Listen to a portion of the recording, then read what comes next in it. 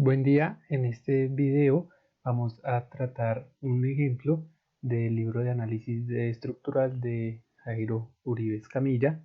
Vamos a utilizarlo como método para demostrar el funcionamiento de un programa el cual fue propuesto con código de programación en el software MATLAB.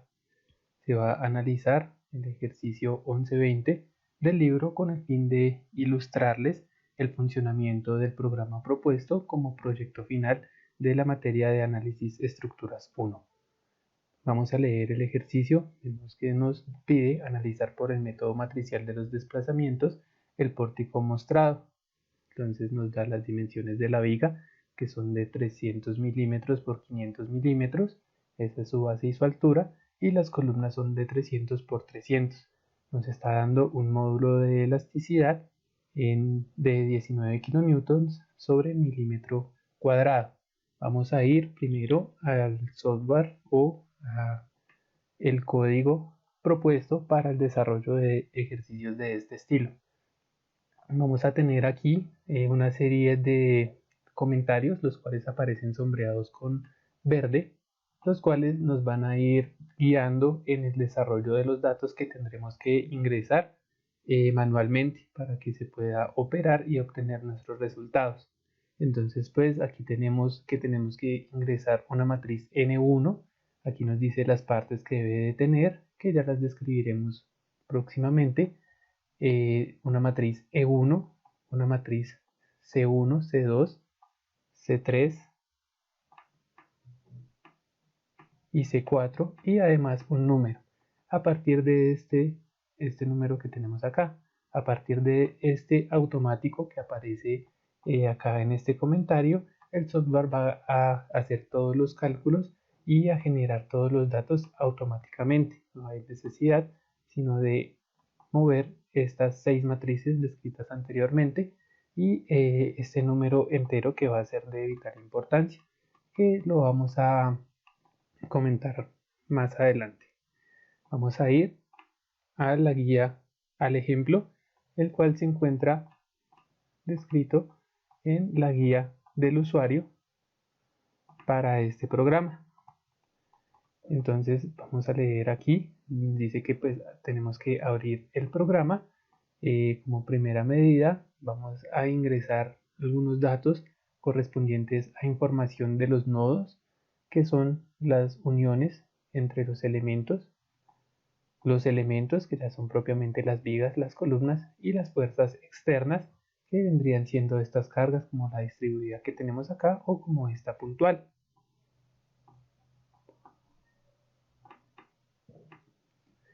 En el paso 1 nos dice proceso previo. Lo que tenemos que hacer en este paso es el programa básicamente calcula las deformaciones, calcula las reacciones. Sin embargo, quien lo esté utilizando, quien lo esté ejecutando, tendrá que tener algunos conocimientos mínimos sobre el tema del análisis estructural. Entonces, pues vamos a observar los datos que se deben analizar. Vamos a generar esta tablita donde nos dice que la viga va a tener esta base, esta altura, y por estas dimensiones sacamos su área, base por altura, y su inercia, un doceavo de la base por la altura al cubo. Al igual para la columna. Es importante tener en cuenta las unidades para que las reacciones que nos den en kilonewtons y los momentos que nos den en kilonewtons por metro. Tenemos que trabajar todo en las mismas unidades, en kilonewtons y en metros. Las cargas, como podemos ver en el ejemplo, ya están dadas en kilonewtons. Vamos a acercarnos un poco. Las cargas están indicadas en kilonewtons. Entonces vamos a transformar las dimensiones de las vigas y de las columnas a metros para hacer más fácil el cálculo. Al igual el módulo de elasticidad, que es 19 kN por milímetro cuadrado, que es igual a 19 millones de kilonewton por metro cuadrado. Hasta aquí solo hemos hecho conversión de unidades.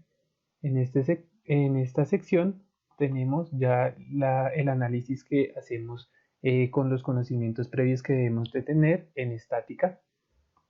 sobre esta estructura. Podemos identificar varios nodos. Como tal encontramos nodo 1, nodo 2, nodo 3, 4, 5 y 6 nodos. Y encontramos aquí en anaranjado enumerados 5 elementos. Encontramos dos columnas, la 1 y la 4, y 3 vigas. Vamos a establecer los grados de libertad para cada uno de estos elementos, para cada uno de estos nodos. Entonces, para el nodo 1 voy a tener que es un apoyo que permite restricción de movimiento en X y en Y. Yo sé que cualquier carga que le aplique, si la estructura no falla, este punto no se va a mover ni en dirección X ni en dirección Y. El nodo 5 va a ser similar, sin embargo va a tener una restricción adicional al giro, debido a que es un empotramiento. Entonces este nodo no va a tener tendencia a la rotación o al giro, al igual que el nodo 6. Y los nodos que están en rojo son porque no conocemos su movimiento o el grado de movimiento que van a tener una vez se apliquen las cargas. Este punto número 2, podría bajar, podría subir, el nodo también podría desplazarse en X o podría tener un momento, pero esto ya es más para, digamos, las uniones entre vigas y columnas. Estos grados los identificamos con esta convención. Vamos a enumerarlos en el siguiente orden: grado de libertad en X, grado de libertad en Y y grado de libertad a giro. Esto lo vamos a explicar cuando estemos montando nuestras matrices de las características de los nodos. Numeramos primero los nodos, los grados de libertad sobre los cuales no los conocemos. Entonces tenemos 1, 2 y 3 para el nodo 2, 4, 5 y 6 para el nodo 3, 7, 8 y 9 para el nodo 4, y este 10 que vendría siendo el momento, porque esta columna va a tener rotación hacia alguno de los lados. Y en verde tenemos los que conocemos, que ya sabemos que van a ser 0, a menos que haya algún asentamiento. Para este caso no lo hay. Entonces tenemos 10, 11 para el nodo 1, 13, 14 y 15 para el nodo 5, y 16, 17 y 18 para el nodo 6. Entonces el objetivo de este programa es básicamente simplificar los cálculos, dado que pues las matrices que vamos a obtener para esta estructura van a ser matrices que van a tener 18 filas y 18 columnas, que es un trabajo laborioso de hacerlo a mano. Mediante este software vamos a simplificar un poco esas tareas.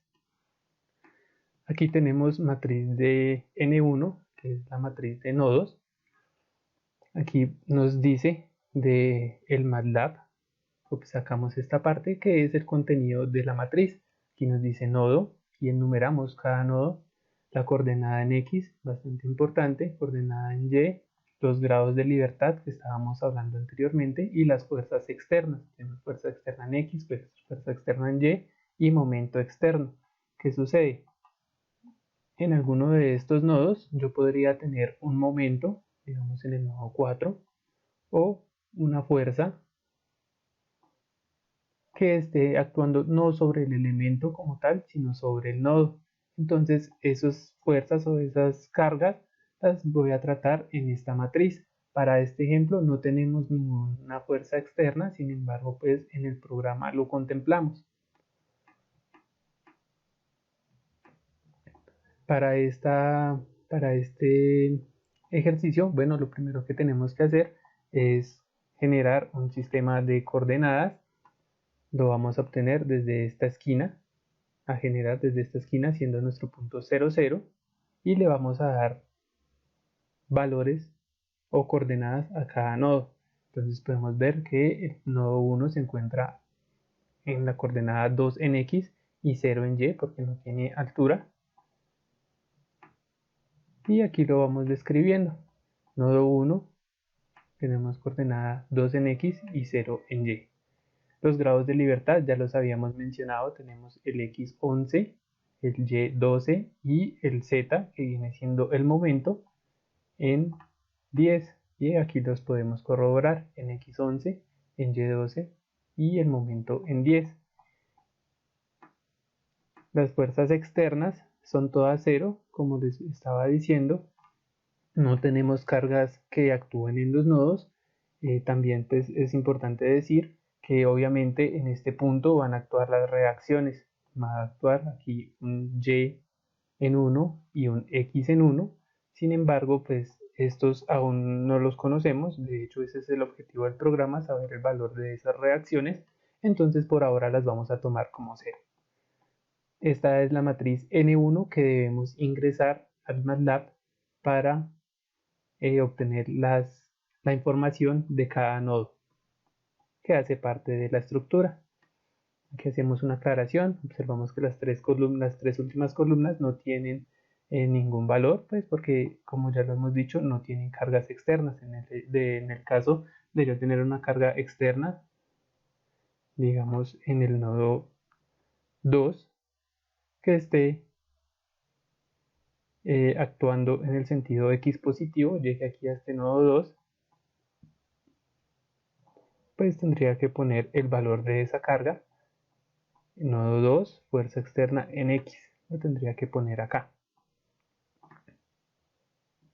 Ahora vamos con la matriz de elementos. Entonces la matriz de elementos va a ser de esta forma. El elemento, los 5 elementos que hemos numerado, nodo inicial, nodo final, esto es desde qué punto hasta qué punto van. Entonces el elemento 1 iría del punto 1 al 3, el elemento 2 iría del 2 al 3, el 3 del 3 al 4, el 4 del 4 al 5 y el 5 del 4 al 6. Es importante recordar que tenemos que poner la orientación de estos elementos en sentido de izquierda a derecha o de abajo hacia arriba. En el caso de tener pues, un elemento que se encuentre, digamos si yo tuviera un elemento inclinado del nodo 2 al nodo 1, prima la orientación de izquierda a derecha. Esto es más para mantener el orden y la facilidad de los cálculos.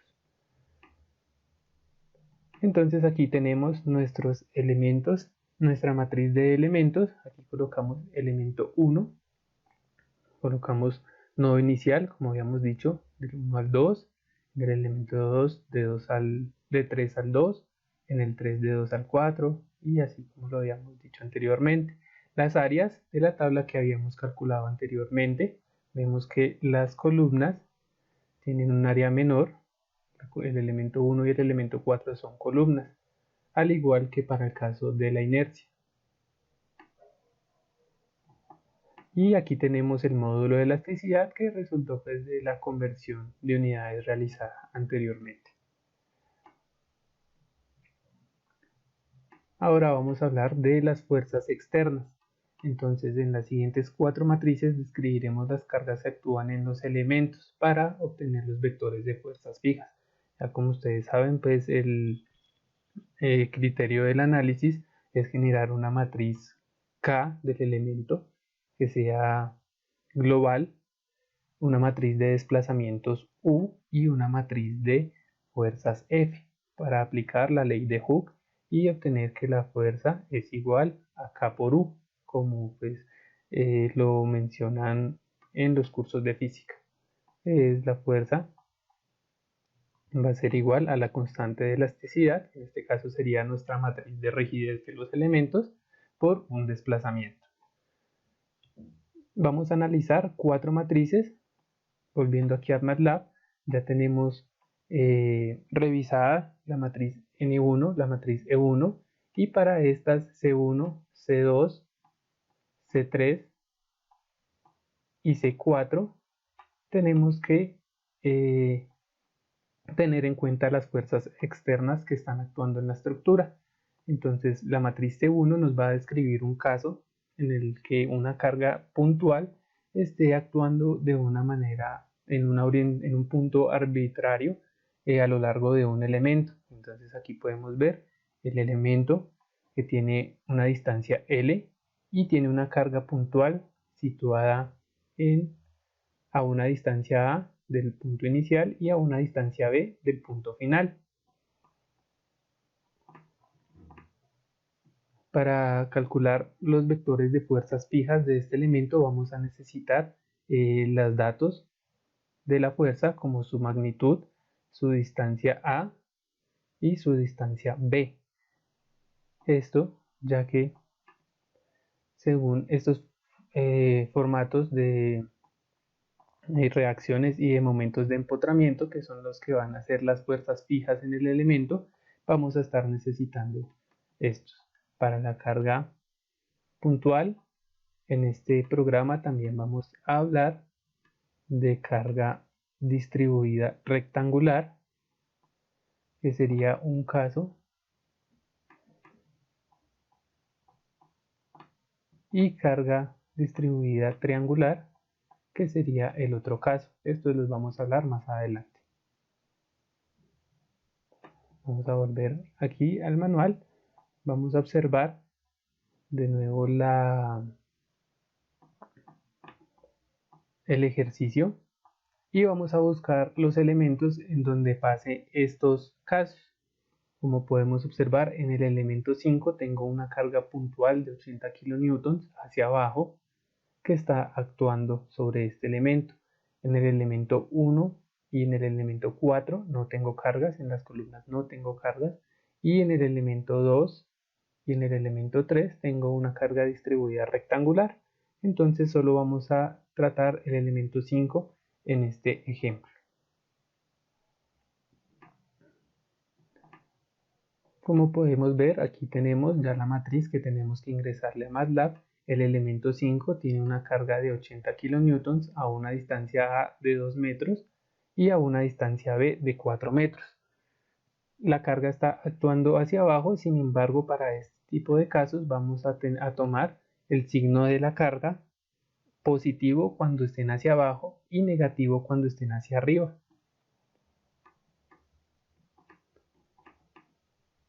Y esto siempre basándonos en el nodo inicial y en el nodo final.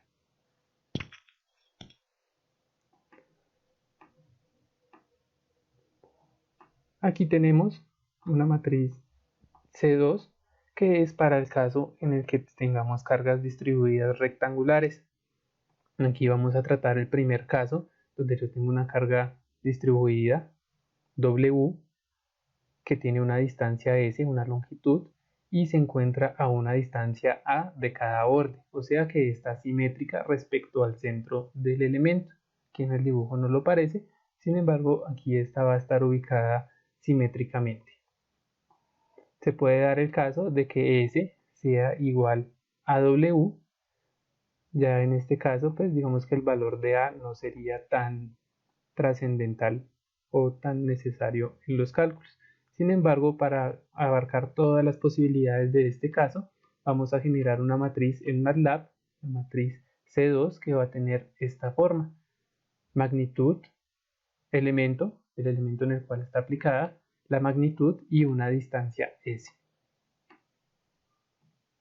que vendría siendo la distancia o la longitud de la carga. Como habíamos mencionado anteriormente en el ejercicio, podemos observar que en el elemento 2 actúa una carga de esta forma y en el elemento 3 también. Esta del elemento 3 la vamos a describir en el siguiente caso. Para esta matriz C2 solo vamos a tener en cuenta el elemento 2. Entonces vamos a ver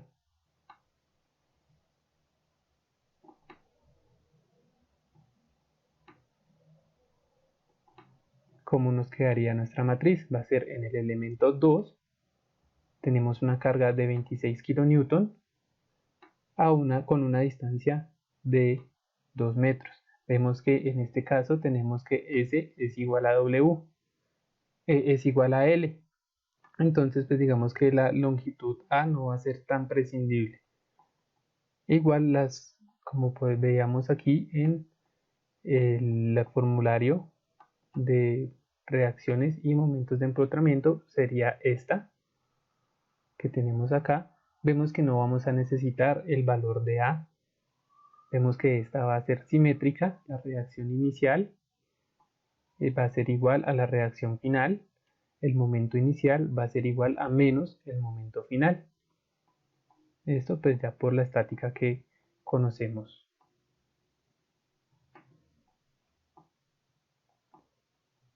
Vamos a pasar al siguiente caso de cargas.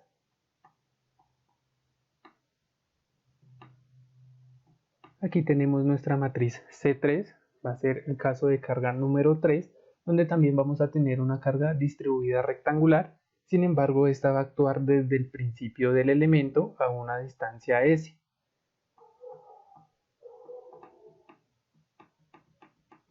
Para garantizar pues que estemos tomando este punto de una buena forma, porque perfectamente esta carga podría estar iniciando en el nodo final y terminando en algún punto de la longitud. Entonces tenemos que decirle a MATLAB cuál es la orientación de la carga.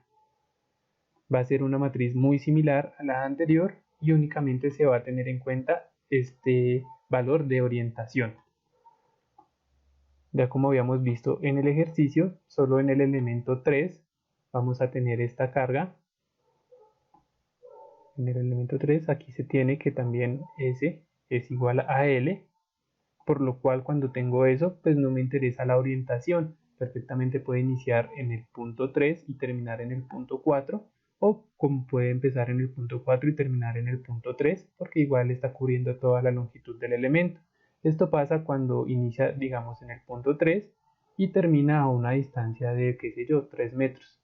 Termina aquí. O cuando inicia en el punto 4 y termina a una distancia también de 3 metros.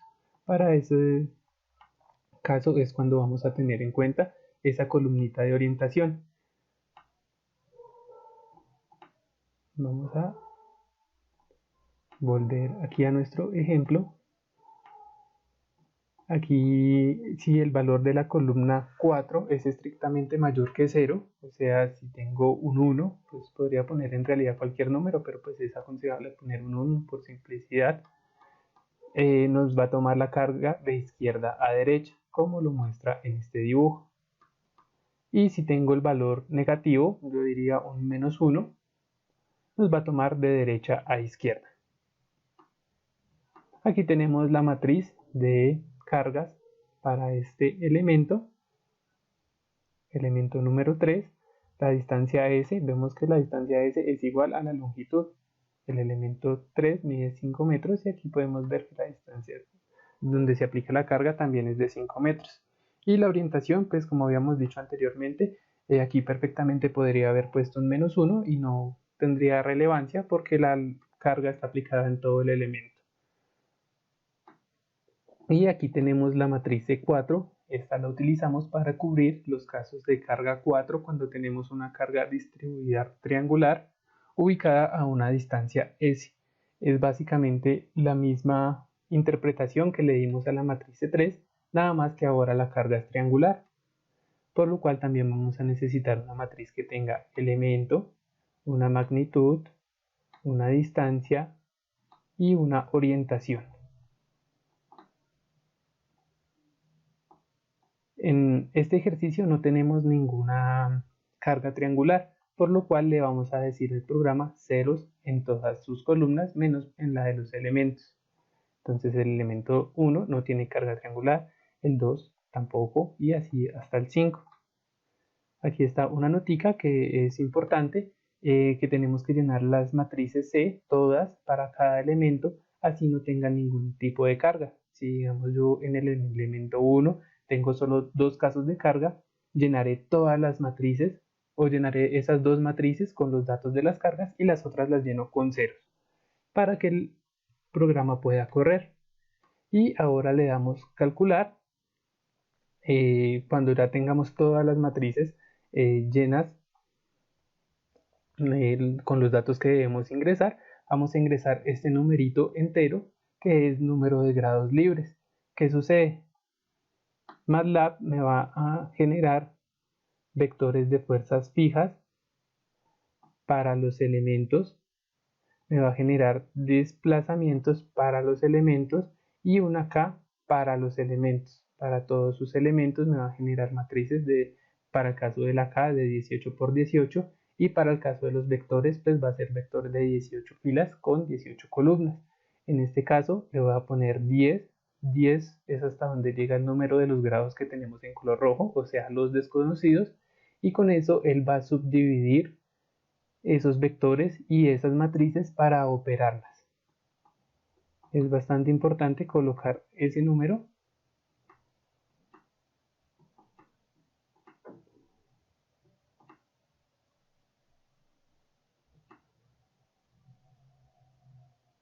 Y aquí ya tendríamos los resultados. Él nos va a mostrar los resultados de esta manera.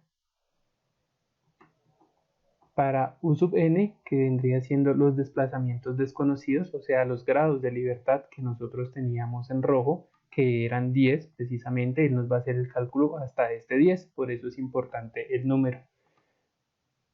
Y nos va a generar las reacciones, las fuerzas en los nodos sobre los cuales no los conocíamos.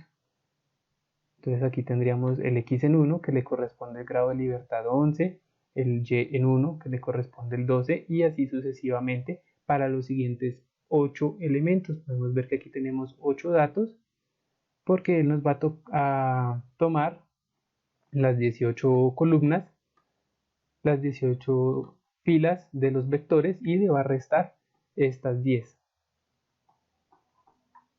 Vamos a proceder a hacer el llenado de las matrices en MATLAB. Continuando, ya tenemos aquí en este pedacito nuestras matrices llenas con la información que habíamos mencionado anteriormente. Pusimos NGL igual a 10, como ya lo habíamos dicho, tenemos 10 grados de libertad que no conocemos. Entonces el programa, aquí para explicar más o menos el funcionamiento de la programación, nos va a obtener primero que todo unos vectores que van a estar asociados a estas matrices. Entonces, por ejemplo, aquí la inercia la va a sacar de la matriz E1 todas las filas de la columna 6. Como podemos observar, la inercia es la columna 6 en todas las filas. Y así va a ser con todos los datos que pues vamos a necesitar para realizar el análisis. Después de eso me va a conformar una matriz de elementos E2, va a tener el elemento, la coordenada de X en el nodo inicial, la coordenada de X en el nodo final y las de Y también para nodos iniciales y finales. Esto con el fin de poder realizar una matriz que tenga el elemento, la longitud y el ángulo. Estos dos datos los sacó con las coordenadas para la longitud utilizando la fórmula de distancia entre puntos y para el ángulo con arco tangente del delta y sobre el delta x. Con esta matriz vamos a generar una matriz E4 que nos dé el elemento, su longitud, la multiplicación del módulo de elasticidad por el área y la multiplicación del módulo de elasticidad por la inercia.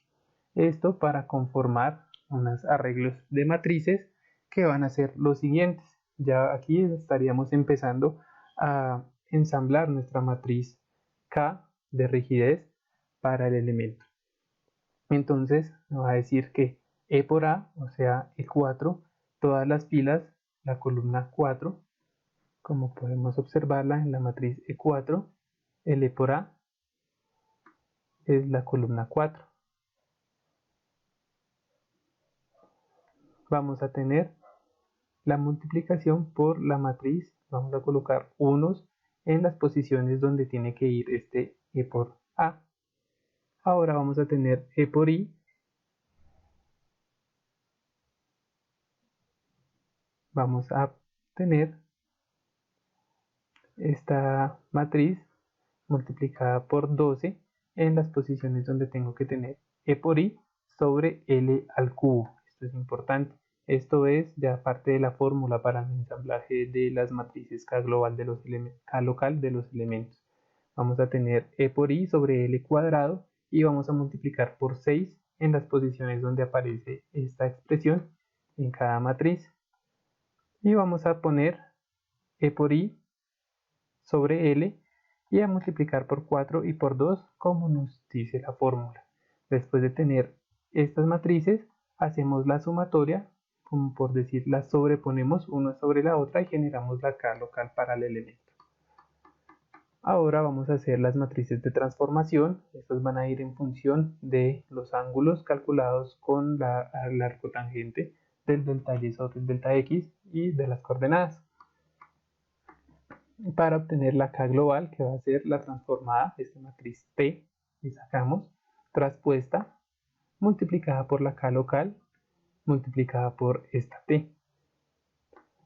Con esto tenemos la K global.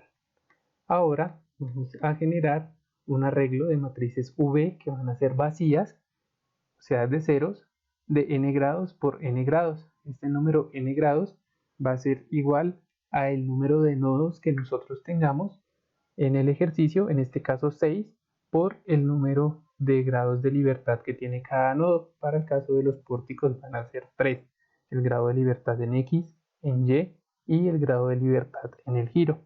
Entonces estas matrices que me va a crear van a ser de 18 por 18. Ahora en estas matrices vacías, él va a empezar a colocar las Ks de cada, digamos que las componentes de cada fila y de cada columna de las Ks globales. Sin embargo, los va a hacer buscando la posición del grado de libertad y del nodo, porque para cada grado de libertad, para cada nodo, yo tengo un grado de libertad asociado que lo definimos al principio del ejercicio. Entonces él va a ir buscando los grados de libertad de estos nodos, ubica esa posición y en esa posición coloca el valor correspondiente de ese elemento, con el fin de generar un arreglo de matrices V que ya no van a estar vacías, ya van a estar llenas con las K globales, con sus componentes ubicadas en cada grado de libertad.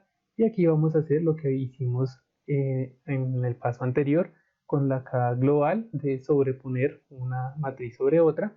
Entonces hacemos la sumatoria de todas esas matrices vacías y con eso conformamos esta KT, que vendría siendo como la matriz K de total de nuestra estructura. En este paso ya iniciamos el análisis de las cargas externas que tenemos. Entonces para cada caso vamos a generar una matriz que va a ser la C1 para el caso 1 y le vamos a agregar el vector de longitudes. Esto para que me haga las operaciones necesarias para obtener las fuerzas fijas en los elementos. Vamos a ponerle un condicional en todos los casos que si la magnitud, o sea, la componente I,3 de esta matriz es igual a 0, significa que no va a haber ninguna carga y me va a colocar la matriz ceros de 6 por 1. Y para el caso contrario, pues nos va a colocar las operaciones necesarias que están descritas en este formulario de momentos de empotramiento perfecto y de reacciones en los apoyos para obtener los vectores de fuerzas fijas. Esto lo hacemos para cada caso. En el caso 3 y en el caso 4 empezamos a observar que si tengo algo mayor que 0, por ejemplo aquí, me tome un vector, y si tengo algo menor que 0, me tome otro vector. Esto es por la orientación de la que habíamos estado hablando hace poco. Ahora me va a hacer los vectores de fuerzas fijas locales. Para cada elemento él hace la sumatoria de las componentes que tenga en estos vectores. Él los va a ir almacenando y luego los suma para cada elemento. Ahora los organizamos. Organizamos también nuestra matriz de KNN y KNA. Vamos a ir organizando todas estas matrices y vectores para realizar la operación. Aquí tenemos la matriz de fuerzas en los elementos, que va a ser 0 para todos los casos de cargas en este ejercicio, porque pues no tenemos fuerzas en los nodos. Y aquí opera. Estas dos líneas de código son las que básicamente nos resumen todo nuestro trabajo. Aquí calcula U sub n, que son los desplazamientos desconocidos en los nodos, y FNA, que son las fuerzas desconocidas en los extremos, que vendría siendo las fuerzas en las reacciones. Le vamos a dar correr a nuestro programa y aquí nos va a generar una serie de matrices, arreglos, vectores y números enteros, con los cuales él va a llegar a la respuesta expresándola aquí en el command window. En el U sub n me coloca los desplazamientos desconocidos, en el FNA las fuerzas desconocidas o las reacciones en los apoyos. Aquí en esta ventanilla las podemos ver de mejor manera.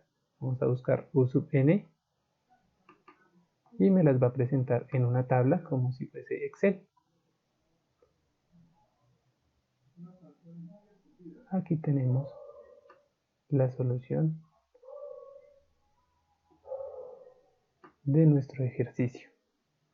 Entonces volvemos a la guía del usuario, vamos a observar los resultados y los vamos a comparar con el libro de Jairo Uribe Escamilla, donde también nos muestra ya las reacciones calculadas. Nos va a decir, para el grado de libertad 11 vamos a tener una carga de menos 6.06.